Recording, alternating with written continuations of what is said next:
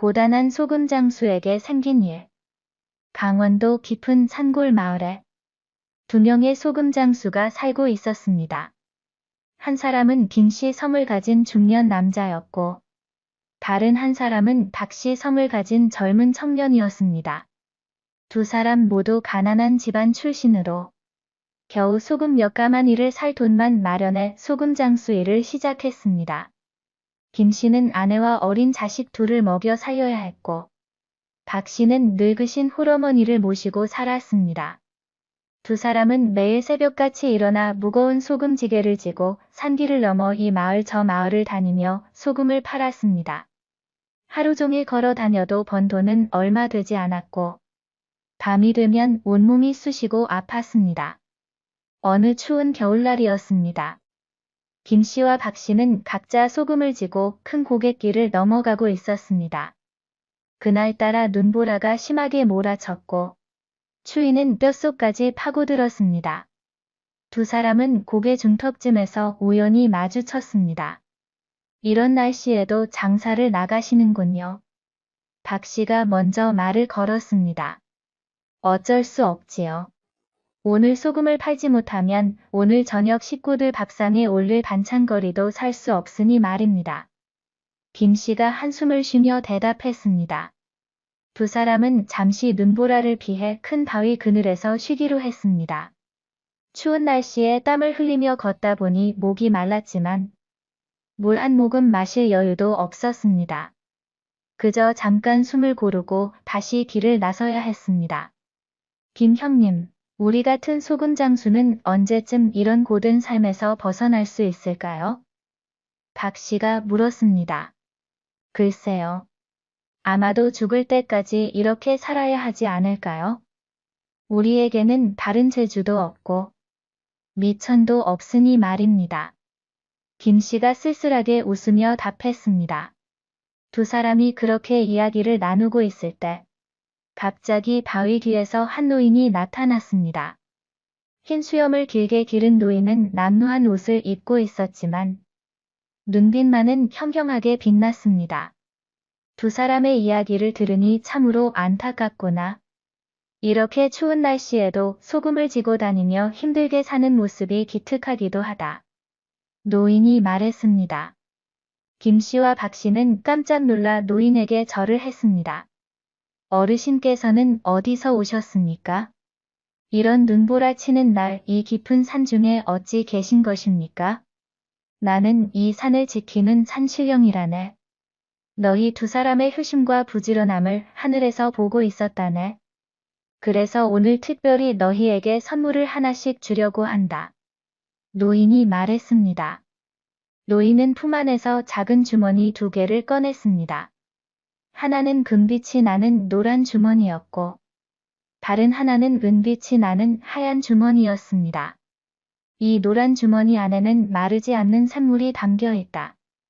이 물을 마시면 아무리 먼 길을 걸어도 피곤하지 않고 병에도 걸리지 않는다. 그리고 이 하얀 주머니 안에는 마법의 소금이 담겨 있다. 이 소금을 팔면 보통 소금보다 10배의 값을 받을 수 있다. 너희 둘 중 누가 어떤 주머니를 갖겠느냐? 김씨는 잠시 생각하다가 말했습니다. 저는 노란 주머니를 갖겠습니다. 제가 건강하기만 하면 더 열심히 일할 수 있고 식구들도 오래오래 돌볼 수 있을 것 같습니다. 박씨는 고개를 끄덕이며 말했습니다. 그렇다면 저는 하얀 주머니를 갖겠습니다. 이 소금으로 돈을 많이 벌어서 어머니께 좋은 음식을 드리고 따뜻한 옷도 사드리고 싶습니다. 산신령은 만족스러운 표정으로 각자에게 주머니를 건네주었습니다. 좋다. 하지만 한 가지 조건이 있다. 이 주머니의 선물은 오직 자신과 가족을 위해서만 사용해야 한다. 욕심을 부려 남에게 자랑하거나 다른 용도로 쓰면 그 힘을 잃게 될 것이다. 두 사람은 감사하다는 인사를 드렸고 산신령은 눈보라 속으로 사라졌습니다. 김씨와 박씨는 각자의 선물을 소중히 품에 안고 서로 다른 방향으로 길을 떠났습니다. 김씨는 집에 돌아와 노란 주머니의 물을 조금 마셨습니다. 신기하게도 온몸에 활기가 돌고 피로가 싹 가시는 것이었습니다. 그날부터 김씨는 전보다 훨씬 더 먼 길을 다닐 수 있었고 더 많은 마을을 돌아다니며 소금을 팔 수 있었습니다. 밤늦게 집에 돌아와도 전혀 피곤하지 않았고 다음날 아침에도 상쾌하게 일어날 수 있었습니다. 한편 박씨는 집에 돌아와 하얀 주머니에 소금을 조금 꺼내 보았습니다. 보통 소금과 별 차이가 없어 보였지만 장에 내다 팔자 사람들이 그 맛을 보고는 놀라워했습니다. 이 소금은 어디서 구한 것이요? 맛이 정말 일품이구려. 사람들은 기꺼이 보통 소금값의 10배를 주고 박씨의 소금을 샀습니다. 시간이 흐르면서 두 사람의 삶은 조금씩 나아지기 시작했습니다. 김씨는 건강한 몸으로 부지런히 일하며 꾸준히 돈을 모았습니다. 비록 한 번에 많이 벌지는 못했지만 하루도 쉬지 않고 일할 수 있었기에 돈이 차곡차곡 쌓였습니다. 식구들도 아버지가 건강한 덕분에 마음이 편안했고 집안에는 웃음소리가 끊이지 않았습니다. 박씨는 마법의 소금 덕분에 빠르게 돈을 벌었습니다. 몇 달 만에 작은 집을 장만할 수 있었고 어머니께 좋은 옷과 음식을 드릴 수 있었습니다. 어머니는 아들이 갑자기 잘 살게 된 것을 보고 기뻐하셨지만 한편으로는 걱정도 되었습니다. 아들아, 내가 갑자기 이렇게 돈을 많이 버는 것을 보니 어머니는 걱정이 된다. 혹시 나쁜 일을 하는 것은 아니겠지? 어머니, 걱정 마세요. 저는 그저 좋은 소금을 구해서 파는 것뿐입니다. 아무 문제 없습니다. 박씨는 산신령과의 약속을 지키기 위해 비밀을 숨겼습니다. 그러던 어느 날, 마을의 큰 부자인 최진사가 박씨를 찾아왔습니다. 내가 듣자 하니 자네가 파는 소금이 아주 특별하다던데. 그 소금을 어디서 구하는가? 박씨는 당황했지만 침착하게 대답했습니다. 그저 좋은 곳에서 구해올 뿐입니다. 허허, 그렇게 숨길 것 없네. 나와 거래를 하면 자네는 훨씬 더 큰 돈을 벌 수 있네. 내가 자네의 소금을 독점적으로 사들이겠네. 대신 그 소금이 어디서 나는지 알려주게. 박씨는 고민에 빠졌습니다. 최진사와 거래를 하면 더 많은 돈을 벌 수 있을 것 같았습니다. 하지만 산신령의 경고가 떠올랐습니다. 욕심을 부리면 그 힘을 잃게 될 것이다. 죄송합니다만 그것은 말씀드릴 수 없습니다. 박씨가 단호하게 말했습니다. 최진사는 화가 난 듯 돌아갔습니다. 그 후로 마을에서는 박씨에 대한 소문이 돌기 시작했습니다. 박씨가 특별한 소금을 독점하고 있다더라. 혼자만 돈을 벌려고 한다더라. 박씨는 힘들었지만 산신령의 가르침을 잊지 않으려 노력했습니다. 그는 마법의 소금을 조금씩만 팔고 나머지는 여전히 보통 소금을 팔며 생활했습니다. 그렇게 욕심을 부리지 않으려 애썼습니다. 한편 김씨는 여전히 묵묵히 자신의 일을 하고 있었습니다. 마법의 물 덕분에 건강했고 그 건강으로 부지런히 일했습니다. 어느 날 김씨는 길에서 쓰러진 노인을 발견했습니다. 노인은 병들어 보였고 몹시 지쳐 있었습니다. 김씨는 망설임 없이 자신의 마법의 물을 노인에게 먹였습니다. 산신령께서는 나와 가족만을 위해 쓰라고 하셨지만 사람의 목숨이 달린 일인데 어찌 그냥 지나칠 수 있겠는가? 노인은 물을 마시자마자 기운을 차렸고 김씨에게 감사의 인사를 드렸습니다. 은인이시여, 당신의 은혜를 잊지 않겠습니다. 노인은 사실 산신령이 변장한 모습이었습니다. 그날 밤 김씨가 집에 돌아왔을 때 노란 주머니가 전보다 더 밝게 빛나고 있었습니다. 그리고 주머니 안의 물은 더욱 맑고 신비로운 기운이 느껴졌습니다. 김씨는 깨달았습니다.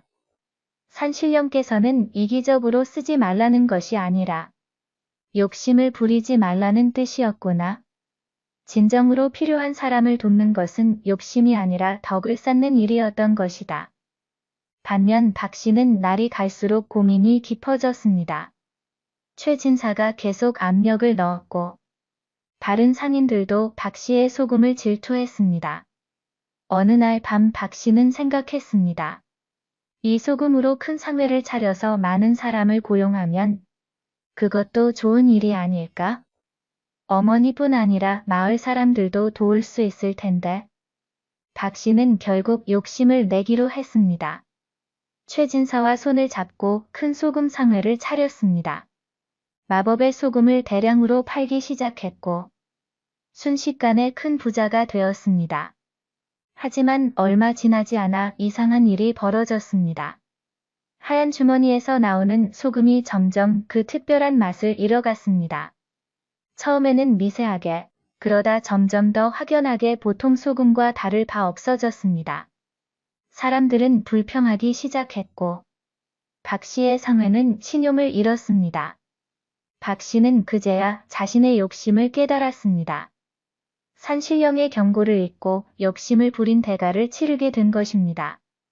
큰 상회는 빚만 남기고 문을 닫았고 박 씨는 모았던 재산을 모두 잃었습니다. 절망에 빠진 박 씨는 그 고갯길로 다시 찾아갔습니다. 눈물을 흘리며 산신령을 불렀습니다. 산신령님, 제가 잘못했습니다. 욕심을 부린 제가 어리석었습니다. 다시 한번 기회를 주십시오. 하지만 산신령은 나타나지 않았습니다. 박 씨는 며칠 동안 그 자리에서 참을했습니다. 그러던 어느 날 마침 그 길을 지나던 김 씨가 박 씨를 발견했습니다. 박 씨, 이게 무슨 일입니까? 여기서 뭘 하고 계십니까? 김 씨가 놀라며 물었습니다. 박 씨는 그동안의 일을 모두 털어놓았습니다. 자신의 욕심으로 모든 것을 잃었다고 말했습니다. 김 씨는 박 씨를 위로했습니다. 박 씨, 우리는 원래 가난한 소금 장수였습니다. 비록 산신령의 선물을 잃었지만 당신에게는 아직 건강한 몸과 일할 수 있는 힘이 있지 않습니까? 처음부터 다시 시작하면 됩니다. 김 씨는 박 씨에게 자신의 마법의 물을 조금 나누어 주었습니다. 이 물을 마시고 기운을 차리십시오. 그리고 함께 소금 장수 일을 다시 시작합시다. 박 씨는 감동했습니다. 자신은 욕심을 부려 모든 것을 잃었는데 김 씨는 여전히 순수한 마음을 간직하고 있었습니다. 박 씨는 김 씨에게 진심으로 사죄했고 두 사람은 함께 산을 내려왔습니다. 그날 밤 산신령이 박 씨의 꿈에 나타났습니다. 내가 진심으로 뉘우쳤음을 알겠다. 하지만 선물은 되돌려 줄 수 없다. 대신 내가 너에게 더 귀한 것을 깨닫게 해주마. 진정한 부는 재물이 아니라 맑은 마음과 좋은 벗에 있느니라.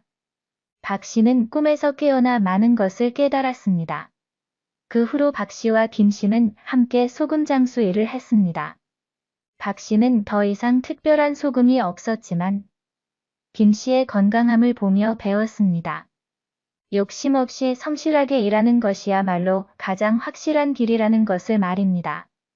김 씨는 여전히 마법의 물을 가지고 있었지만 그것을 자랑하거나 독차지하지 않았습니다. 가끔 정말 어려운 처지에 놓인 사람을 만나면 조용히 도왔고 그럴 때마다 주머니의 물은 더욱 맑게 빛났습니다. 세월이 흘러 두 사람은 모두 나이가 들었습니다. 여전히 가난했지만 마음만은 풍족했습니다. 김 씨의 자식들은 아버지의 성실함을 배워 반듯하게 자랐고 박 씨의 어머니는 아들이 욕심을 버리고 바르게 사는 모습을 보며 편안히 여생을 보냈습니다. 어느 봄날 두 사람은 함께 그 옛날의 고갯길을 다시 올랐습니다.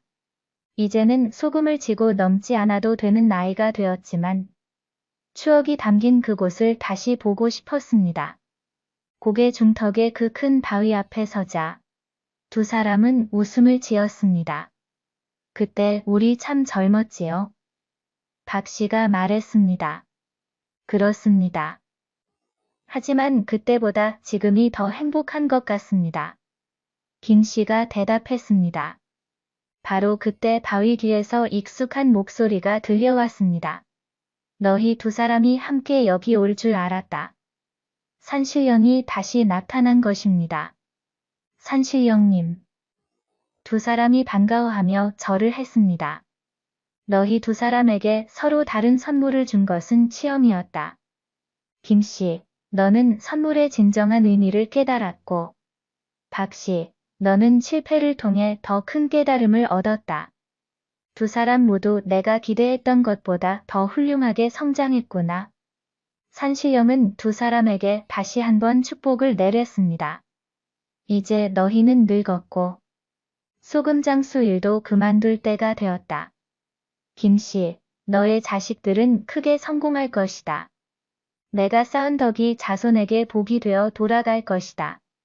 박씨, 너의 후손 중에는 청렴한 관리가 나와 많은 백성을 이롭게 할 것이다. 내가 욕심을 버리고 깨달은 교훈이 대대로 전해질 것이다. 산신령의 말은 모두 현실이 되었습니다. 김씨의 큰아들은 장사에 재능이 있어 정직한 상인이 되었고, 작은 아들은 공부를 잘해 학자가 되었습니다. 박씨의 손자는 과거에 급제하여 청렴한 지방관이 되었고, 백성들의 존경을 받았습니다. 마을 사람들은 두 소금장수의 이야기를 후대에 전했습니다. 욕심을 버리고 성실하게 살면 복이 온다는 교훈과 함께 말입니다. 그리고 그 고갯길은 소금장수 고개라는 이름으로 불리게 되었고, 지나가는 사람들은 그곳에서 잠시 쉬며 두 소금장수의 이야기를 떠올렸습니다. 김씨와 박씨는 노년에 서로를 의지하며 평화롭게 살았습니다. 가끔 마을 아이들이 찾아오면 자신들의 이야기를 들려주었습니다. 아이들은 신기한 이야기에 눈을 반짝이며 물었습니다. 할아버지, 그 마법의 물은 아직도 가지고 계세요? 김씨는 빙그레 웃으며 대답했습니다. 마법의 물보다 더 중요한 것은 바른 마음이란다.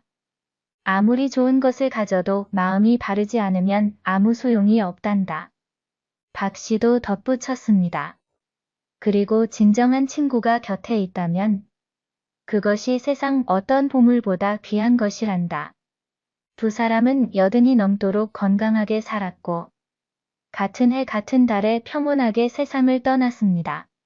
마을 사람들은 두 사람을 나란히 마을 뒷산에 묻어주었고 매년 봄이 되면 그 묘 앞에 꽃을 심었습니다. 그리고 신기하게도 그 무덤 옆에서는 매년 하얀 꽃과 노란 꽃이 함께 피어났습니다. 사람들은 그것이 산신령의 축복이라고 믿었습니다. 하얀 꽃은 깨달음을, 노란 꽃은 건강과 성실함을 상징한다고 했습니다. 세월이 더 흐른 후에도 그 마을에는 두 소금장수의 이야기가 전해졌습니다. 가난하고 고단했지만 욕심 없이 성실하게 살았던 두 사람의 이야기는 어려운 시기를 살아가는 많은 사람들에게 큰 위로와 교훈이 되었습니다. 들어주셔서 감사합니다. 구독과 좋아요 부탁합니다.